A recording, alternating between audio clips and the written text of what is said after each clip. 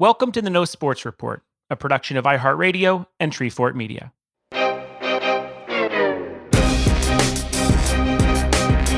My name is Jensen Karp and I'm a sports fan, but I'm getting a little embarrassed. This week on the front page of ESPN.com was a story about how Chad Ochocinco left a $1,000 tip at a Cuban restaurant in Florida. That's the whole story. Congrats on reopening. Hope it helps, he wrote on the receipt, which, yes, is very nice. But if we were knee-deep in the NBA playoffs and in the first month of baseball, you think we'd even hear if Chad Ochocinco developed superpowers and flew to save a boy on the second floor of a burning house? No, but we are hard up. It's tough out here. So in response, I'm talking to athletes and sports industry professionals about what they're doing in quarantine, hoping to figure out if they miss competing as much as I miss watching it. This is the No Sports Report.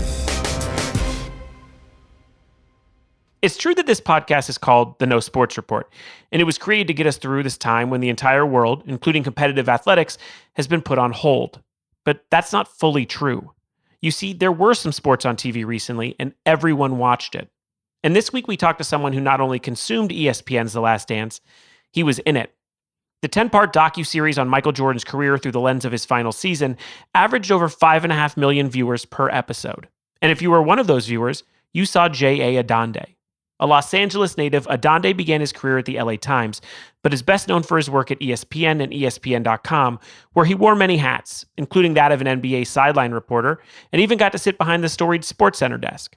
But most notably for today, he worked for the Chicago Sun-Times and the Washington Post during some Jordan years, so he brought some expertise to everyone's new favorite sports documentary.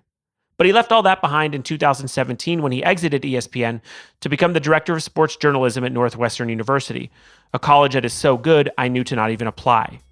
Today we talk about the greatness that is Air Jordan, the method behind his madness, and if you have to be that petty to be a legend. And I catch up with comedian and pal Rhea Butcher about how to deal with the absence of baseball when it's your favorite thing in the entire world. There's a lot of GOAT talk on this episode of the No Sports Report.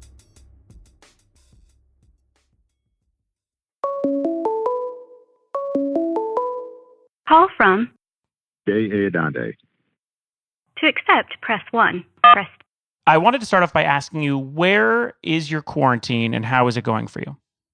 My quarantine is going in Chicago, Illinois, which is tough because we're kind of in extended winter mode here. Mm-hmm. Maybe not winter, but it sure is the summer, and it's not even spring. Yeah. So today it's cloudy and gloomy, and that's pretty much how it's been most of the time here. So I've got a balcony, which I could at least go outside normally and get some fresh air, but it's too cold to even do that. So I've been indoors. I've had this issue with a few people that I'm asking, do we want it to look bad outside when we're stuck in quarantine, or do we want it to look nice outside, but then it sort of haunts us as like, wow, I wish I could be outside? It's not that you're forbidden from going outside. You're just forbidden from gathering with people. So if it were nicer out, I would be going out, walking along through the park, walking along the river, all kinds of stuff. But it just makes it worse because when I do go outside to walk my dog, I'm trying to get it over with as soon as possible so we can get back indoors. Fair. That's a Chicago state of mind for sure. How did it affect your work at Northwestern as college-wise? Yeah, we've gone from being on a beautiful campus, which I haven't set foot on in 2 months now, to teaching everything on Zoom. And so, the college experience for both the professors and the students has changed drastically, more so for the students. I think there's so much to college that comes outside of class, just gathering in the dorm room late at night and having some conversations or playing intramural sports or all these other things that, they might be called extracurricular activities, but to me, they're an essential part of the college experience. Absolutely. And for the professors, I just miss interacting with the students and talking to them after class or just seeing them, being in the same room with them. These are things that just don't transpire anymore. I think we're still learning. I think we're still trying to give them good virtual experiences through, in my case, trying to load up with as many interesting and fascinating and accomplished people in the field of sports journalism as possible for them to talk to and learn from. But not going to White Sox games or Bears practices or any of the things that we typically do with our students.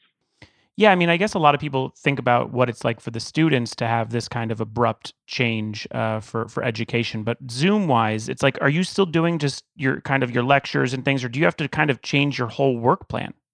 It's still the lectures. It's still syllabi. It's more meetings than ever because we're trying to figure out how to do this. So I'm taking seminars through Zoom about how to teach on Zoom.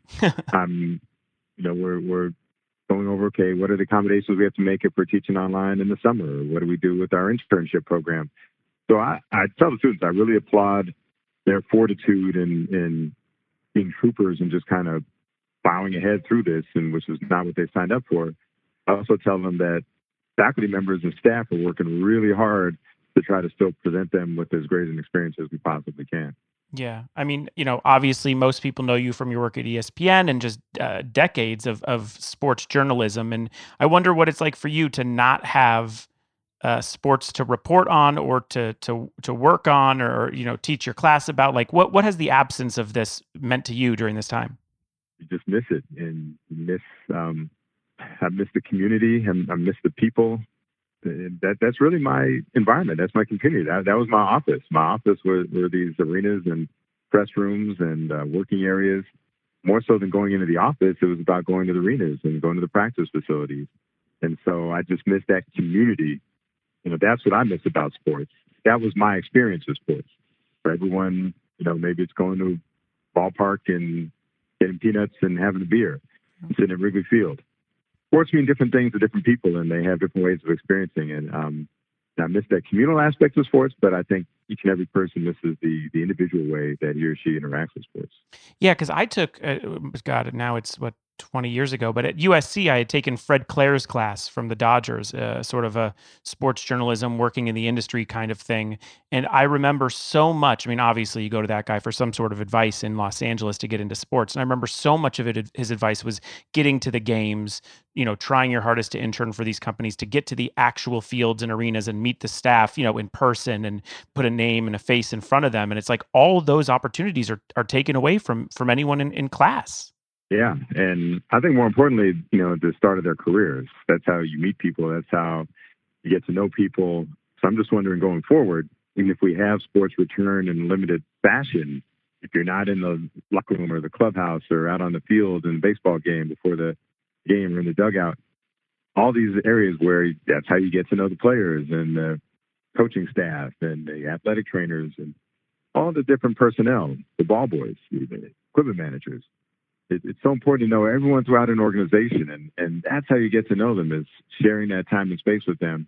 And even with the return of sports, we're not going to have that anytime soon. No, that is crazy. And also, like you said, how many stories do we know of guys who are ball boys or bat boys or whatever, or women in the field that sort of start in that position or in internships and then end up being, a GM of a team. I mean, we hear about that all the time. So it's worth coming up with these people and being part of a squad that way. And I know that even in comedy and radio broadcasting, I benefited from that greatly. Absolutely. Absolutely. Well, you were a part of something it appears the entire world has been glued to during quarantine. That is ESPN's The Last Dance. Did you ever think it could be as popular as this with 6 million viewers live? Did this shock you as to how popular it became? No, I knew it was going to be big. It speaks to the lasting impact of Michael Jordan. And you just got to figure every person that you see walking around with a pair of his shoes is going to be interested in this, either those who remember the entire story from the 1980s or those who want to see what all the hype was about. Why has he been such an enduring figure on our sports landscape? So there was that unbelievable combination of both nostalgia and curiosity. So I knew it was going to be big from the time ESPN first teased it 2 years ago with an ad during the finals. And then last year I was able to see just kind of a teaser episode. It turned out to be nothing like one of the 10 episodes that aired, but it was just something they put together to show during All-Star Weekend in Charlotte. And when I saw that and some of the footage that they had, I thought, okay, this is really going to be incredible. Yeah. So it's not surprising. Then you put on the fact that there's no live sporting events, and it was perfect. And not only did it satisfy those two things, the nostalgia and curiosity, it really provided an escape that we needed. It just felt like every Sunday it became this time to go through a time warp and go back to the 90s and escape the current situation that we're in. Yeah, there is a bit of fantasy there too, seeing everyone hugging or celebrating and seeing fans in an audience. I mean, it's just when you can't have it, you don't know what what you got till it's gone.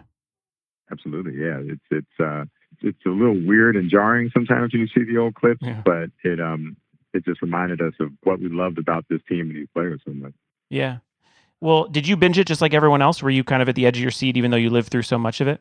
Yeah, I got to see the first 8 episodes ahead of time. Mhm. And even having watched them then, and that was what's fun about it too. It is fun that it was a live experience. I'm glad they didn't just release it all online. Everyone watched it together. And so even though I had seen the first 8, I still loved watching it and seeing the reactions in real time. And it's just interesting what hits and resonates and goes viral and what doesn't. And just seeing some of the moments and some of the statements that really took off online, it was fun to see that happening in real time. Yeah, it was like the first community watching kind of event that I remember since like Breaking Bad. Like everyone was like, oh, it's Sunday, we're all watching it. I'd say since, Game of Thrones, I think was the last one. But I think this one delivered more. Game of Thrones, people felt disappointed by the last season. I didn't think it was that bad. But, this was the first thing that we've had since Game of Thrones. That was a Sunday night communal experience. Is anything else you're watching during quarantine? Did you pick up any new shows, any new books or anything that you want to suggest? And I'm trying to get through Ozark just because I've been so many people talking about it, but it's hard. There's nobody that's likable. The closest thing is Ruthie. I kind of like Ruthie. I like every time she's on the screen. Yeah. But the thing is that so many people are in jeopardy in this, and I find myself not really caring who dies because I don't feel particularly attached to any of the characters besides Ruthie.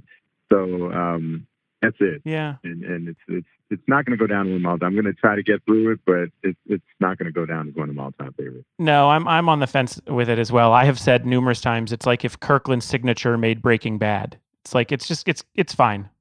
It works. Yeah, as I said, that's my first thought. I liked it better when it was set in Albuquerque and it had Gus and Jesse Pinkman. Yeah, I mean, listen, it's fine. 2 things I took out of The Last Dance that I wanted to go through with you. 1, can we please bring back the 2 thin gold chains? It's a good look. I don't know if we need to see that. It's funny. It showed it. I'm not sure people realize that was actually during the dunk contest. It wasn't during the game. He didn't wear gold chains during the game. It was during the dunk contest. And it was actually pretty controversial. Yeah. It was one of the reasons the older players didn't like. That's when Mike was young and rebellious. And he shows up at the dunk contest. In the first couple of rounds, he's got his gold chains on. He's wearing his Air Jordan warm-ups instead of his Bulls team warm-ups like everyone else is wearing. And so that was something that was when he was young and brash and a little bit rebellious. And that was something that rubbed the older players the wrong way. And I know that, the narrative over time with the band shoes and all those things, like, obviously it's folklore at this point with the Jordan 1s and him sort of breaking the mold each time with a new sneaker. But since you were there and talking to him, was he active in those decisions? Was he wanting to push the envelope? With the sneakers, I think he just wanted it to reflect his story. And I think that was something that Kobe Bryant took from him. I think that was Nike that was more rebellious and trying to really play up that element. But I don't think that was necessarily Jordan really trying to upset the boat. If you look at it, and I really urge people to read Wright Thompson's story that's on ESPN.com, Jordan's way of winning was to outwork you, not to make a statement, not to be provocative, but to simply beat you by working harder than you. Yeah, and I think that did come across. And the second thing that I took out of the series is something that I guess I've never thought of, and it's that in between his freshman year at North Carolina and the summer games run, clearly he got a lot better. And I just keep thinking that kind of escalation, that kind of growth isn't really a 2020 thing. We know about Kobe and LeBron and Zion. We know about them basically since middle school. And there's not a lot of surprise anymore as to who's going to be the first pick, with these names that get thrown around even when they're kids. Why is that? There's so much more attention. There's social media, their entire social media accounts devoted to finding the next person. Recruiting used to be a real small niche, and now that's something that's widely followed. So these guys are tracked from 8th grade on. Michael Jordan wasn't on the cover of Sports Illustrated in high school. LeBron James was. Right. Zion Williamson had hundreds of thousands of YouTube followers, or Instagram followers, I should say, before he even set foot on Duke. So they're identified earlier. The Ball family, for example, and maybe they don't always live up to the hype. And that's one thing, if you take LeBron in consideration, he came in with much more hype than Michael Jordan did. And the fact that he's been at the very least able to live up to it, if not surpass it, speaks volumes about him. He had more pressure on him coming into the NBA than Michael Jordan. Yes, absolutely. I mean, you can remember, obviously this isn't a very obscure stat at this point, but remember, Kobe Bryant was traded at the draft. Yeah. and was drafted like 13th. Yeah. And LeBron didn't have obviously that kind of leniency on him. And you watch that Jordan doc, and I think a few times in my mind I went, oh boy, the LeBron version of this is going to be just brutal. Well, it's going to be different though, because we've seen so much of LeBron. He's put so much on the cameras. He's been on camera since he was in high school. Yeah. And he made his free agency decision on camera. So there's not as much mystery. Yeah. And that's part of what was appealing about this, was even though Jordan had been interviewed and shown and done commercials and was so much embedded in the culture, there were still some areas of mystery. We still were able to see some things that were new that we hadn't seen before. Absolutely. Obviously, people really clung. You talked about memes online and stuff. They really took to his competitive nature and, for lack of a better word, his sort of pettiness. Is that something you knew as a beat reporter, as someone engulfed in that, culture at that point? Was it something that was hidden well, that he wasn't necessarily? Oh, absolutely. No, that wasn't it. And that's why people say, well, you're going to see a side of Michael that you've never seen. It's going to change your perspective. Not if you were paying attention, and not if you were really being objective about it and looking and seeing and noticing. Some of this pettiness was right there on display in the post-game press conferences. Yeah. He could be petty. And so if you were paying attention, this is who he's always been.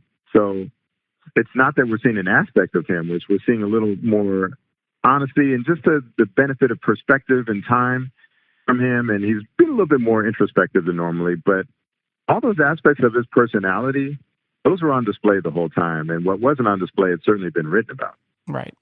Do you think, this is a very specific question, but you're the only man I know I could ask it and get the right answer. Do you think LeBron taking over Space Jam bothers him deep down? No, and honestly, I don't know. It's just a guess on my part. I mean, I do think LeBron taking over some of his place in general in the culture, right, is something that probably irks him. And I do think that's one of the reasons that he gave the green light to revisiting this footage from 1997, 98 and doing this project. I do think he feels a little threatened and that there's nothing that he can do.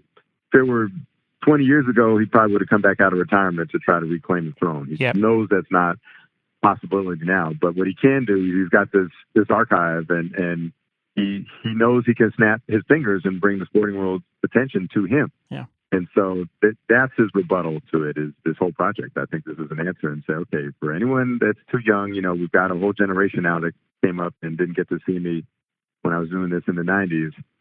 I'm going to show you why they're still selling hundreds of millions of my shoes every year. Yeah, it really did put to sleep the GOAT question for quite some time. I think we know the answer right now. Exactly, and more why too. Not just like, okay, yeah, this guy's a GOAT, but I think you're getting a sense for why. Did you? I mean, there was a story, obviously, that I'll probably never forget, of Michael Jordan from the documentary, about him pointing to the reporters and, I took care of you, I'll take care of you tonight. Did he read all of his press back then? Was he one of those guys? He was, and just in general, also they didn't have as much to do. So there's some great shots of him on airplanes and at practice reading. It's interesting. I posted a picture of him. There's a clip of him reading the Charlotte newspaper during one of the playoff series. And he's on the sidelines during practice and he's reading through the local papers. And one of the former Bulls broadcasters, Tom Borwinkle, posted, he said he loved reading papers to see what the other players were saying, just to get a sense for what was on their minds or possible signs of weakness or anything. So he was reading for that. He was definitely reading to see what they were saying about him and his team. All of it. He just wanted to consume as much information. He was someone that knew information was power, was a valuable asset. He liked the gossip of the NBA as well. Yeah. And it was interesting. And he cared the way he was portrayed. So one of the Chicago Tribune writers, Paul Sullivan, just shared a story recently from their first championship run in 1991. And he had written something. He said that Jordan had criticized a teammate, John Paxson, after game one. And Jordan put out word that he wanted to speak to him about that. And he said, I didn't criticize him. I was trying to point something out, but it wasn't criticism. So just him taking umbrage with the terminology in the middle of the NBA Finals was something that appeared in the newspaper. It shows how close attention he was paying. As someone who covered him closely, do you ever get on his bad side? I didn't, mainly because he won championships about every year I was around him. So right. There wasn't a whole lot to say negative about him, and half the time I was writing for out-of-town papers. I was at the Washington Post covering the NBA playoffs. So he was reading what was going on locally. I'm not so sure he was reading what was going on the Washington Post at those times. But he might have been. He might have been on his vast network. Obviously, I don't know if we can get the definitive answer here, but I wanted to know, with sort of the hesitation that his teammates, with the, is he a nice guy? There were some weird moments where, is he a friend to these guys? Is he a friend to anyone? I would say there was much hesitation. I think they were pretty clear that, like, no, he was a jerk, and even stronger language than that. Would you say he's a happy person, though? I mean, watching the doc, I wanted to think he was, and then I can't call it. It's tough to get inside somebody else's mind and find their state. But I think one of the wild tragedies of his life is that he couldn't find anything that made him feel, that gave him a feeling. And the thing is, even when he was playing, first of all, if he were existing in a general state of happiness, he wouldn't have been as successful as he was. Right. And I think in part the fact that as soon as that those fleeting moments after winning the championships, he looked supremely happy when they won the championship. And I think he didn't want to let it go. So he used to have a rule. He started it that when you win the championship, you tell the guys, you got to keep your jersey on, your uniform on. You can put the T-shirt, the celebration championship T-shirt on over it, but you're wearing your jersey the rest of the night. And if you see the clips of him and the Bulls players after they win the championships, and even when they go out or they're back in the hotel or whatever, they stay in their jerseys the whole night. That's great. And that was just one way of just holding on to that feeling of winning the championship and extending it. And you can see it in the documentaries. There's a completely different person in the wake of the championships. And then I'm not sure how much longer that lasts, 48 hours, 50 hours, but then he's back relentlessly pursuing another championship because he wasn't satisfied. And I would say that, no, he's not happy. And so, maybe 363 days of the year, even at the peak of his career, he wasn't happy because he's only winning a championship one day a year. Right. And maybe that feeling lasts for another 24 or 48 hours after that. But that's it. Yeah. And on top of that, his post-career, I don't think he's found anything that is anywhere close to satisfying in his professional life. Yeah, well, that leads me to my next question.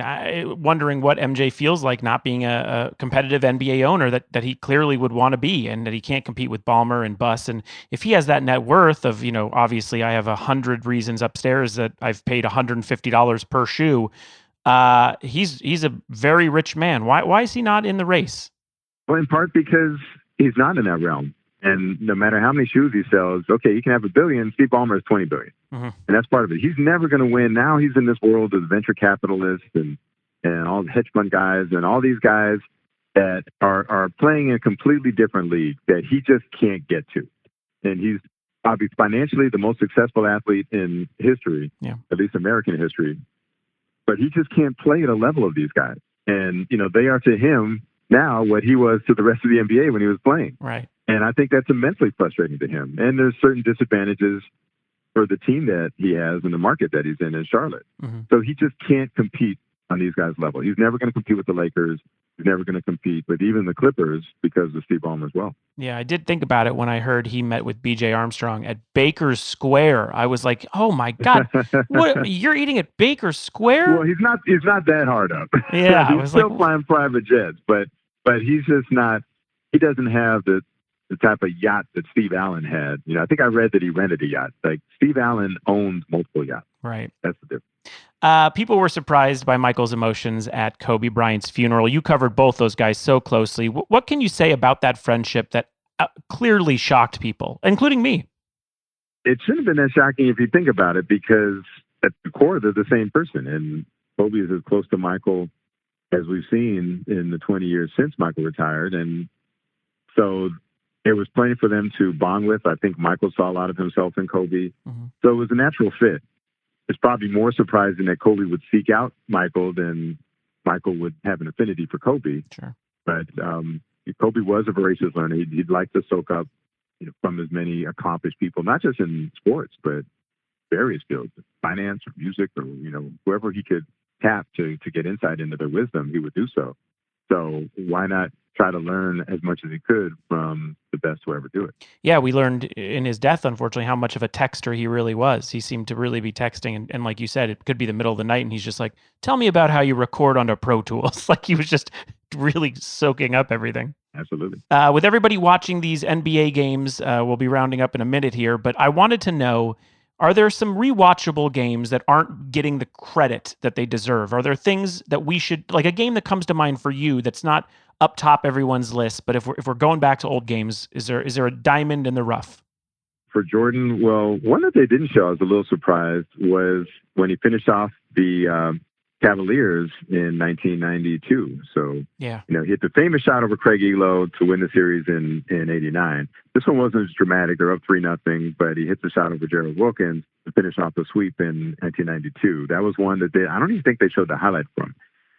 I think they should show more of Game 3. That it's such a pivotal moment for his career. So it's 1-1 in the series, and in 1991, first NBA Finals for him, and they go out to LA and pivotal game, and they're down by 2, and he dribbles down, he makes a shot to send it in overtime, and then they win in overtime. Yeah. And so at the time, that was one of the more important shots of his career. It puts him up, it puts him on track to win his first championship.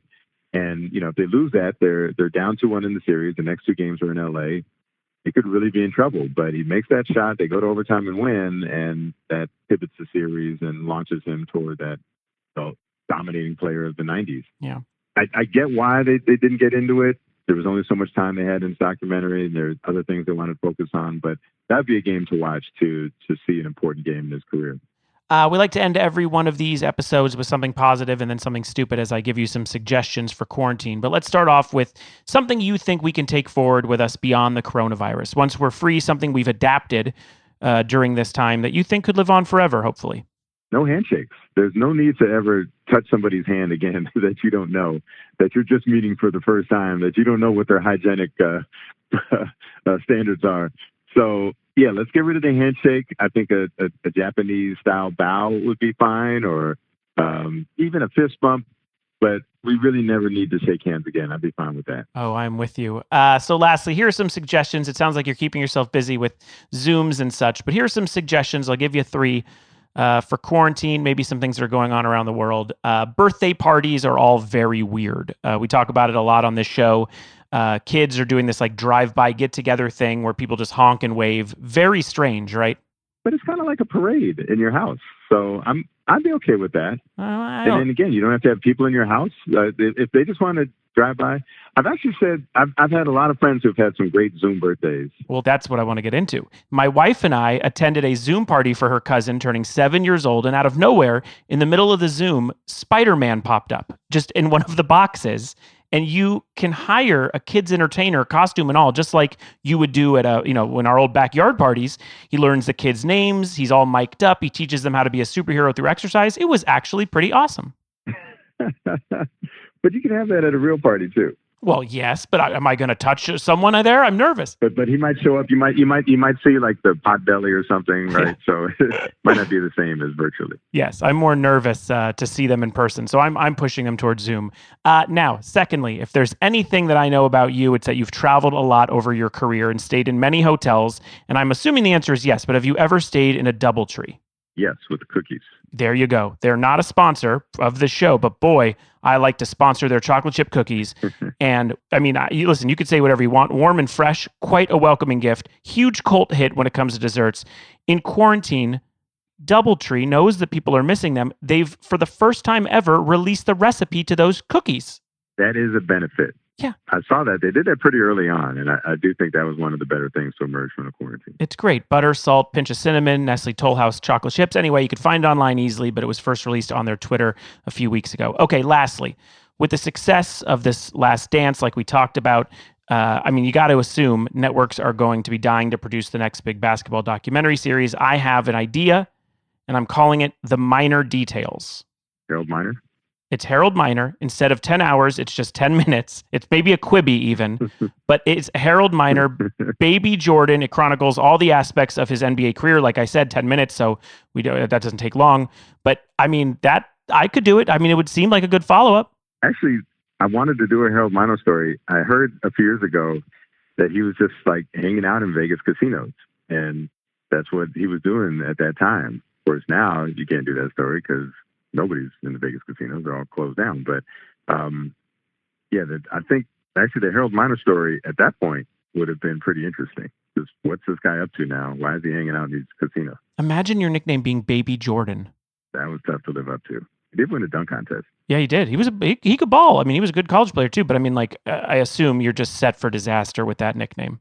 It showed the Jordan shadow and how difficult it was for everyone to live up. And we were looking for the successor, and it took a good 10 years before Kobe came around and really provided that.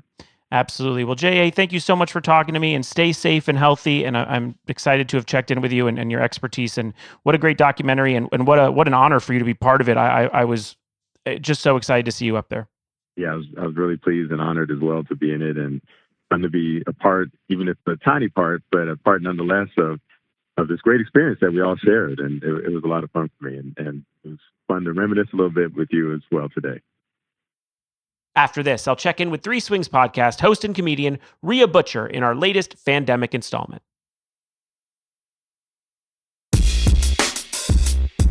Right now, Feeding America is working tirelessly to ensure our most vulnerable populations, like students who are out of school, the elderly, individuals whose jobs are impacted, and low-income families, continue to have access to food and other needed resources during the COVID-19 pandemic.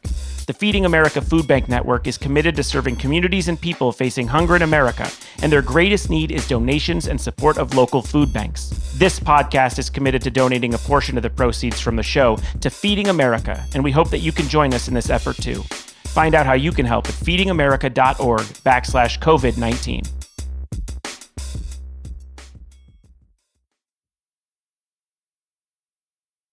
And now my chat with comedian and baseball fanatic Rhea Butcher. Hello. Hello, Rhea. Hey, what's up, Jensen? How you doing, my friend? I'm surviving. I'm asking you first how your quarantine is going, how you've been able to survive this.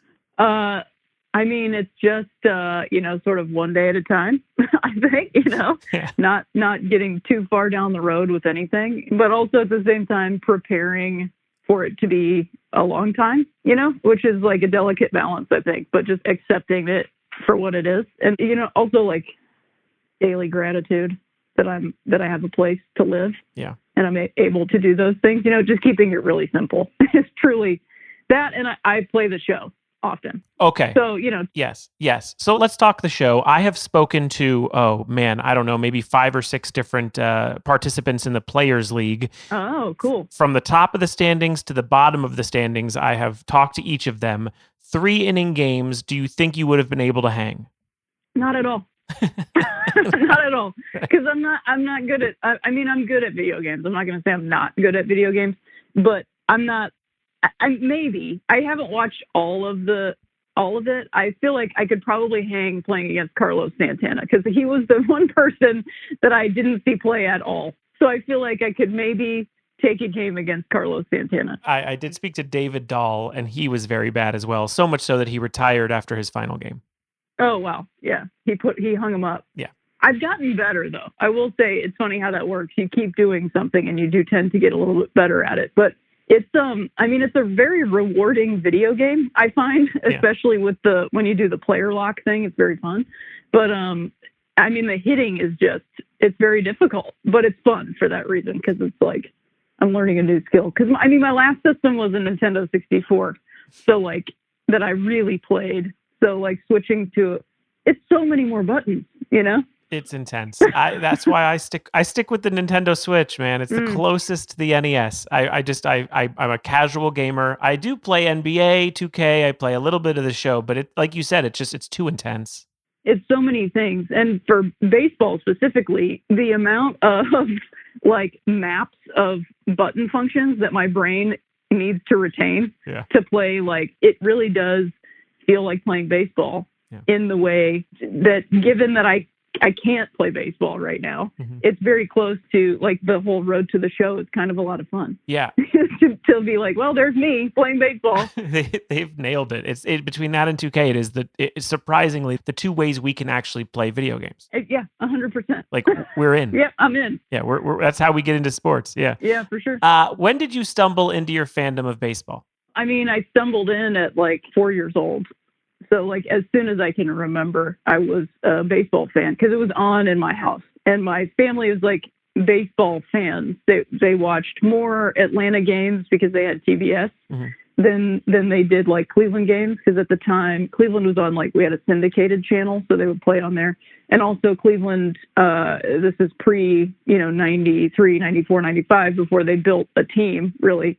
And my grandfather used to say, like, oh, Cleveland's just the team you beat, Right. which is kind of the case in basically every sport for Cleveland. Sure. But I gravitated towards them too, because they were there and I liked them. So I was always like a dual team person. And I just, like, I loved it as soon as I could remember. I love the way, like, somebody asked me the other day, like, who's the announcer that, like, lines up with baseball for you? And it's John Miller for me. Like, that's just the era of baseball that I grew up with. Mm-hmm. And, like, I used to set up pillows in the living room and run the bases while the game was happening when I was like 4. Yeah. I just, like, loved it. I just absolutely loved it.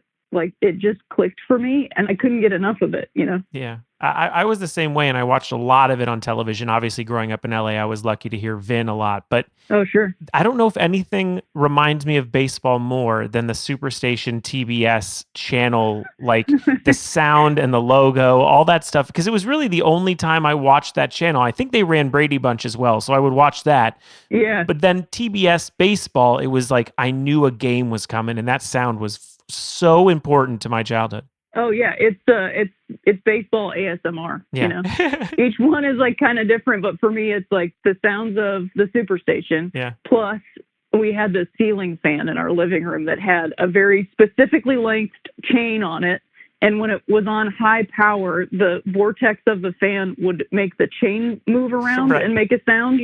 So it was like the sound of the fan, the sound of the chain, the sound of the baseball game is like, that's what summer is to me. That's my baseball ASMR. Superstation TBS, that's today? Or that's that one, I think that's what it was. Yeah. Who were your favorite players growing up? Who did you relate to? Who were your big go-tos? Well, my original go-tos, and you'll find some similarities here, were Corey Snyder and Sid Bream. Oh boy. and I also love Darryl Strawberry, but this is like, we're talking like 4-year-old.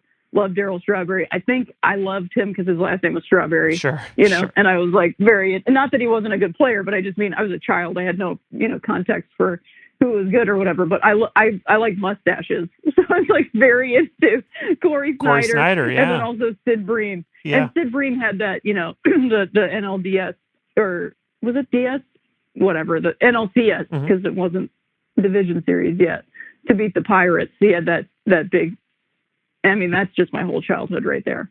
But then, like, getting more into it, I was, like, very into Barry Bonds early on, but I was a big Atlanta fan, so I loved that whole team. I mean, I loved, like, Terry Pendleton and Ron Gant and Fred McGriff, and Tom Glavine and John Smoltz, like, the whole team. I loved the whole team. Yeah. I just loved them. 1995 was a hard year for me. It was. Gant was built like an action figure. Yes. Like, the biggest body.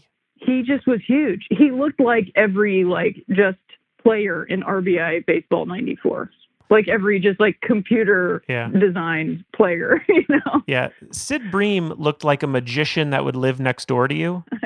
Like a recreational magician. Right. He's a trucker, but he's like a magician on the weekends. Yeah, I gravitated towards, I remember my favorites were like Kevin Mitchell. I loved Jose Canseco for all the wrong reasons of being a Oakland bad boy. And I always loved like those, I think they're called like the Pacheco brothers or something. The guys who used to make those posters that were like non-team specific, but it was like the most famous one is the Bash Brothers, right? Like set up to look like the Blues Brothers, and they're holding these big bats. Mm-hmm. I remember that. Oh, like anyone who had one of those posters was my jam. I mean, it was the coolest shit. Yeah, it was so cool. I read in an interview with you about having numerous favorite teams. I relate to it. I'm a Dodgers guy and a Mets guy, but I love baseball, and I buy all the hats like you do. And when I'm out eating and someone goes, you a Pirates fan? And I go, no, I'm a hat fan. Yeah. Yeah, right. I love hats. I like this hat a lot. Yeah. I don't know if sometimes it's a fun conversation starter, and I've found that it tends to be with my minor league hats that I like to wear. I typically wear like throwback minor league hats, so people usually don't know what they are, but they're curious about it. And like, I've found a lot of people like want to grill you to make sure you're a fan or whatever. Mm-hmm. And it's like, I just don't get down with that. It's like, let's just enjoy the thing. Like, I just love baseball. It doesn't really, I have teams that I have an emotional connection to, Sure. and I will talk to anybody about that, but I just love the game and like participating in it. And the whole, like, you have to do it this, you can't wait, you can't, it's like, it's part of the problem, it's like, Totally. Cause I'll go to a Dodger game. I'll be, we're almost all wearing Dodger gear. We're all cheering for the same team. And then the game's over. The Dodgers just won. We walk out of the parking lot. Everybody's fighting each other to get out of the parking lot. Yeah.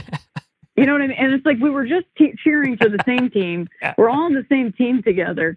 So let's just be nice to each other. You know what I mean? And like, to me, that's the same thing of like, like grilling somebody about like, what's this? It's like, just like go like, cool, man, cool, Pirates, cool, Hang out. Yeah, I've collected hats, God, I think my whole life basically, and I've always tried to get an NBA hat for every team. Like, I just want some sort of representation of their best hat. And it's like, sure, I'm stuck with a Lakers hat and I'm a Clippers fan or whatever, but it has felt strange to be in a culture where like Blake Griffin's my favorite Clipper ever, even though I've been a fan since like the early 80s.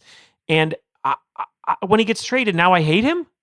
Sure. Yeah. It's so silly. Yeah. So dumb. It's so silly. Like, let's just enjoy the thing. Yeah. So on a much more basic level, how much are you missing baseball? A lot, I play it. I'm in like an independent league we've been playing with each other in some fashion for about 5 or 6 years now. I miss that community and that commitment and like seeing what people are up to. And then, getting out of the field and playing baseball is like, I knew what a big part of my life it was, but you don't really feel how much of a part of your life it is until it's gone. It's gone, you know? And I think that's why a lot of us are sort of reacting in this outsized way of like, it has to come back and we have to figure out a way. Cause it's like, we want that sense of like normalcy back, but it's like, sometimes you just can't do the things that you want to do, like just sometimes it's just not in the cards, And so I really do miss it. I miss the feeling of like this collective thing that we all experience together, this like language, that's in American culture. And I have wanted to watch the Korean Baseball League, but I don't have access to it. So I've just kind of been like vicariously living through other people. Yeah. And I miss it, but like I said, like playing the show really does like get me enough for when I get really down about it. And I know that it'll come back. It's just not going to come back on my timeline, right. And I think I also have a particular level of preparation for this of like the 94 strike started on my birthday. Oh, the worst. And then I've watched my team, my hometown team, the team that makes me cry the most. I've watched them lose the World Series 3 times. Yeah. Like I can make it through this, without baseball. I feel the same way. The Dodgers and the Clippers are my teams, and I've felt so much heartache from them that I'm almost like, you guys are sparing me. Yeah. Yeah. It's kind of like I said this last year because I went to the Game 5 of the NLDS last year, and that was an experience. Just there's nothing that I can compare it to. Being at that game, the just collapse of the Dodgers in that game, and just it was like. It was bizarre. It was macabre. I wasn't even mad. Yeah. It was just like how, and like a couple days later, I was like, well, I guess I don't have to watch them lose the World Series again. Yeah. Oh yeah. So it's like, I guess I don't have to watch the Dodgers lose the World Series again. Yep. I don't have to watch Cleveland lose the World Series again. Yep. It's like, we're all just kind of getting a break, and it's got to be for the best. That's the way that I have to look at it. It has to be. Yeah, it has to be health related. It makes me wonder how anyone lived in Buffalo during the Bills' run of Super Bowls. I'm like, how did you not have the highest blood pressure? They probably did. Yeah, probably did. You and I are very similar, I can tell by Twitter, on what we feel about coming out of our houses right now. I don't feel comfortable. I'm open about it. I know we have to start questioning things that I'm allowing, but I just don't feel right and I don't feel good about it. And there are rumors about baseball returning and basketball really heavy this week. Even if they play in Florida and Disney World or Arizona, it's still their lives. We're putting these guys out on the court and it feels very strange. I wanted to see where you stand exactly. Yeah, I agree. To put it simply, I agree. I think, at this point, unfortunately, it's all kind of like you do what you do and you got to like live and let live. But I think, even just from like a superficial level of bringing men's professional sports back, it's signaling. I think it's a bad signal that like everything's normal, look away, everything's fine, let's do it, And it's also like, to me, and this, I haven't seen many people talk about it, it feels like pulling a lot of resources just so that we can have entertainment ultimately. Like, like LeBron is, I love that guy. Like, I want to see him succeed. He's old for basketball. Yeah. Like, his opportunities are getting smaller. Do I want him to have a chance to win a championship? Absolutely. Is it more important than people's lives, his life, other people's lives? Absolutely not. Yeah. And I think that we keep seeing in all these avenues, not just in baseball, it's like the people with all the money and the resources convincing the people with less money or no money that they need to go do these things. And it's like this elite. Yeah. Like, what kind of a world are we living in where there's just this quarantine of men who are tested every day and play baseball? Like, what does that say about us as a country, that is like where we're putting a lot of our energy and focus and money, when there are a lot of people still suffering and dying from this disease that we don't know very much about? Like, we just don't know. It's so early. I wish I was surprised. I mean, that's what I keep saying to my wife is I wish I was surprised by this. I'm just not. Yeah. I knew we'd be rushing. I knew the first people involved would be sports because it was almost the last thing. That we looked to the NBA. When the NBA got canceled, people got serious. That was the day. Oh yeah. Yeah. And also in baseball too, when they were like, oh yeah, we're not playing baseball is a big deal, Yeah. And like you just said, we look to those things. And so to bring it back, we see it and we go, oh, baseball's back. America's back, baby. Yeah. And it's like, but I don't get to control that. I just get to follow what I feel is best, unfortunately and unfortunately. And I just do think it's too soon. And yeah, I mean, I guess the thing that does surprise me is I really didn't expect that we would be, as a culture, as a country, whatever you want to call it, so numb to the loss of life so quickly. But I guess because it is so large, we were able to do it. And that is what has surprised me, but it really shouldn't, because we continually do that as a country. And I think we don't look at it, it's not, we don't see it. Yeah. There's no video of it. We're not seeing what it looks like for somebody to have this. And we're not seeing the actual numbers, Come on, the LeBron dunks though. We got to see those LeBron dunks. We got to get back on the court. On a more positive level, tell people about Three Swings podcast and what you guys have been doing with the classic games. Oh, yeah. So I'm still doing my podcast. We're running some of the older episodes with great interviews. Like, I interviewed an astrophysicist who also works in and around baseball. She works with StatCast right now, but she did an experiment on the physicality of the baseball to test to see whether it is the reason why we have more home runs or not. So we got into that. That was pretty cool and fun and super heady and stuff. So we're running some of those. I'm also doing, new episodes talking about things other than baseball, like mindfulness within the context of baseball and living through this quarantine. And then me and two of my pals, Waylon McQueen and Greg Nix, who are also in my baseball league with me, we are doing a thing called Old Ball Game, where we do a watch through of old baseball games. The first one we did was the ALDS, the 1995 ALDS, the Yankees versus Mariners. That's the game that cemented Ken Griffey Jr.'s status as a legend and saved baseball in Seattle. That was the birth of the kid. It was the birth of the kid. Very fun and exciting. And then we watched the Game 7 of the 1952 World Series, starring 7 Hall of Famers, including Jackie Robinson, Pee Wee Reese, Mickey Mantle, and Phil Rizzuto and Yogi Berra. It was pretty awesome to watch a game like that, because we all realized I've never actually watched Jackie Robinson play baseball. I've only seen him run to second and steal home. Yeah, so the two, slide. I've only ever seen those clips of him. Yeah. And it was really, really fun to watch. The pace of play was actually perfect. Really? Back then. Yeah. The televised, because I'll tell you this, Jensen, This is why. You didn't have guys stepping out of the box Right. to redo all their batting gloves and their stuff. Yeah. So, like, they stepped out of the box to get signs and stuff, but then they got right back in, and it really clipped along. Wow. It's good to know. I always assumed I know we got longer and the clock isn't helping. I know that, but I didn't know for sure if it was just the idea that these guys are kicking their cleats more. I had no idea. I mean, I think it actually is, you know? Yeah. Yeah.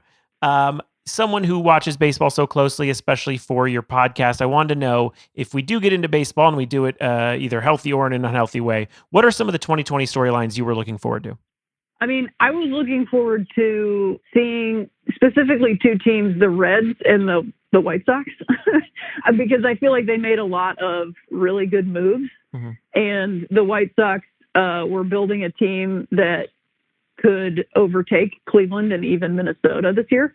And I thought they were one of the few teams that was actually trying, you know? Yeah. Because, like, that's been my biggest bummer in baseball, is that there's just so many teams purposely tanking for, like, financial reasons, you know? It's become like Wall Street in there. I also was really looking forward to seeing the reactions that the Astros were going to get across the country. So that was, like, selfishly, I was looking forward to that. Mm-hmm. And they'll still get it in LA and New York whenever we get baseball again. But they have definitely benefited from this whole thing, for sure. Oh, yeah. I've asked baseball players straight up. I asked Gavin Lux, the Dodgers. I asked those guys if they think it's going to be any easier, and they seem to think no, but I this is a blessing in disguise for the Astros because it's just not the top storyline. Oh, yeah, 100%. And, I mean, baseball, you know as much as I do, baseball does not forget, you know? No. Like the fans, at the very least. Like, I'm sure the MLB is probably so stoked just on this part that, like, that has completely blown over, especially the Red Sox part of it. They're definitely stoked. But I don't think specifically LA and New York is not going to forget. Yeah. Probably forever. Oh, no, I know. And not only that, opening day, remember, for the Astros was supposed to be in Anaheim, and that's now out. So I know, and I had a ticket. Oh. I was going to go. I mean, I said, like, yes, I will go. I was going to go because I was like, this is a once-in-a-lifetime thing to experience. Oh, it would have been hard to hear anything in the stadium, I think. Pandemonium. We've went through baseball. Just one last question about stand-up comedy. You tour the nation. Everyone loves seeing you live. This is something now that is, I guess, up in the air as to what's going to go on. I saw some posts on Instagram this week about some comedians going back on the road with completely new rules and regulations. Whoa. What is the future? Yeah, I did. I'll put him out there. I saw Brad Williams post about it and talking about capacity being down to 1/3, and waiters and waitresses will be wearing masks. And I understand if you can't come, and if I don't end up showing up, there's refunds. I mean, it's just it was a whole run of rules and regulations. What do you see the future of stand-up being? Are you going to think anything's funny if you're wearing a mask and terrified of a person 10 feet from you? I mean, I don't know, man. That's tough. I know for me, I'm waiting. Because I think there's just space to wait. And I don't know, I think I would be just like separate from timelines. I would be totally willing to do stand up in front of a room of people wearing masks, like no problem. Mm-hmm. I don't know that I would be able to do it with a mask on. Right. Because I think a lot of stand up comedy is connecting with people. Yeah. And if they can't see your face, it's hard to, you're really just podcasting at them, Yeah. So then what is really the point of that live performance if you're putting people's lives at risk, including your own? So for me, it's like I canceled my shows on March 12th. Yeah. I flew to the place I was supposed to do a show, landed, canceled the show. Yeah. Because that's just the amount of time that it took, and people told me thank you for canceling this. I really couldn't decide whether it was a good idea or not. And then I realized people sometimes you need to just have an example and I'm unsure, it's I don't want to wait till it can be back to what it used to be, but I think there's a time where it can be closer to what it used to be. And I just think the virus doesn't take a head count.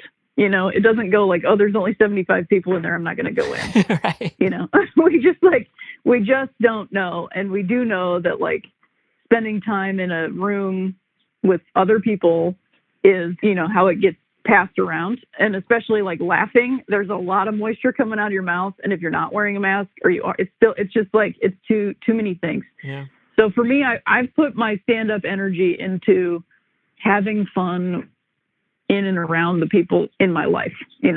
that's where I've put that, because that's where it needs to go right now. Exactly. Since I can't do the other thing. And I won't even get into the air conditioning system yet. I don't even want to think about it. I don't even want to talk about Legionnaire's disease and how. Oh, all right. I'm already done with it. Yeah, man, it's too much. It's too much. It's too much. Rhea, thank you for talking to me, and I cannot wait for baseball to be back, and at least us feeling safe there. I mean, we got to get back to a stadium at some point, and absolutely, whenever it is, Yep. Thanks for talking. Great to talk to you, Jensen. Thanks for having me.